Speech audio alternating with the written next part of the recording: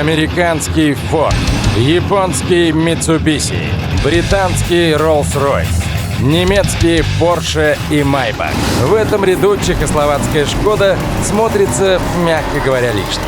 Впрочем, тогда советским машинам делать тут вообще нечего. Однако они здесь, в мире танков. И на фоне грозных конкурентов выглядят вполне достойно. Какая же судьба ждет Шкоду? Мы гадать не будем, а устроим полный тест-драйв новинки. И сделаем это в боевых условиях. Топовый чехословацкий танк носит не самое простое имя. Машина появилась в игре совсем недавно, но некоторые уже успели окрестить ее убийцей Батчата. Не будем откладывать дело в долгий ящик, проверим, так ли это. Для эксперимента возьмем одну из самых типичных ситуаций. Рудники, начало боя, оба соперника едут на гору. У каждого 1800 единиц прочности. Француз оказывается на горе раньше, но до сих пор не заряжен. Чехословак приезжает вторым и сразу пускает в противника один снаряд за другим. Батчат выглядит беспомощно и обреченно. Но вдруг ситуация переворачивается с ног на голову. И вот почему. Магазин Шкоды заряжается 25 секунд. Зарядка внутри магазина — рекордные 1,5 секунды. В магазине 4 снаряда со средним уроном в 320 единиц каждый.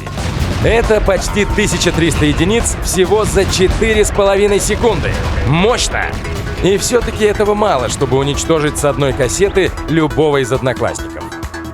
Но вернемся к нашему бою. Батчат без труда добивает Шкоду. А чтобы у вас не возникало сомнений, мы повторим. И еще раз. И на бис. ТВП может выиграть такую драку лишь в том случае, если Батчат не пробьет его. Но не пробить Шкоду сложнее, чем пробить. Если обтекаемая башня Чеха способна ловить рикошеты, то выстрел в его корпус — практически гарантированное пробитие. Всего 65 мм во лбу. В бортах и корме и еще меньше. Маленький магазин, слабая броня. Так в чем же фишка новой машины? Устроим еще один эксперимент. Соперники все те же — Шкода и Батчат. Но цель теперь другая. Маленький и юркий Ру-251. Скорость этого светляка достигает 80 км в час. Расстояние до него более 300 метров.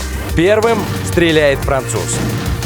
Больше 10 секунд, 5 снарядов и лишь 2 в цель. Что ж, стрельба вдаль никогда не была коньком этого танка. Теперь посмотрим, как справиться с таким же заданием Шкода. Точный выстрел. Второй. Третий. А следующий снаряд делает немецкого светляка уже не таким шустрым, как прежде. И это не случайно. Точность у Шкоды на уровне объекта 140. Разброс 0,35, а скорость сведения 2,1 секунды. Кроме того, чех значительно превосходит Батчата в стрельбе на ходу. Стрелять в движении на нем можно и нужно. Правда, есть в этой бочке меда и ложка дегтя. Самое слабое среди всех топовых СТ пробитие. Поэтому в дальнем бою лучше выбирать цели помягче, а в ближнем ответственно подходить к каждому выстрелу.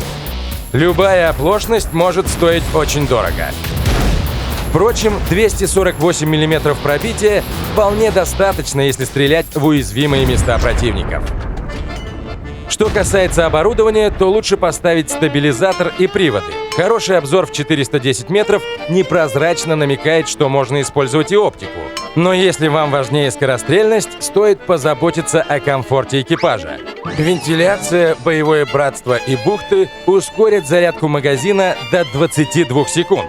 Довольный танкист стата зеленее. На этом можно было бы ограничиться стандартной фразой «Шкода, танк второй линии», «Танк поддержки» и закончить тест-драйв. Но это не совсем так. Ведь мы не рассказали о динамике танка, а она у него превосходная. Мощность двигателя — 1000 лошадиных сил. И это при массе машины в 40 тонн. 25 лошадок на тонну. Лучше только у все того же Батчата. Но француз заметно уступает чехословаку в поворотливости. Да и не только он. Максимальная скорость этой Шкоды также на высоте — 60 км в час.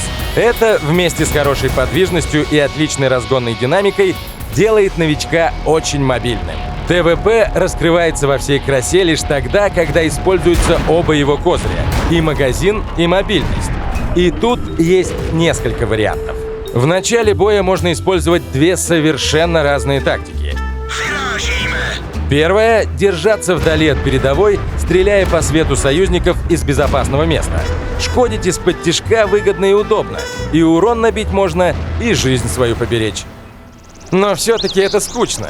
И если такое не для вас, то есть другой, более веселый вариант. Поспешить вперед, агрессивно занять ключевую точку и помочь своей команде в самом пекле.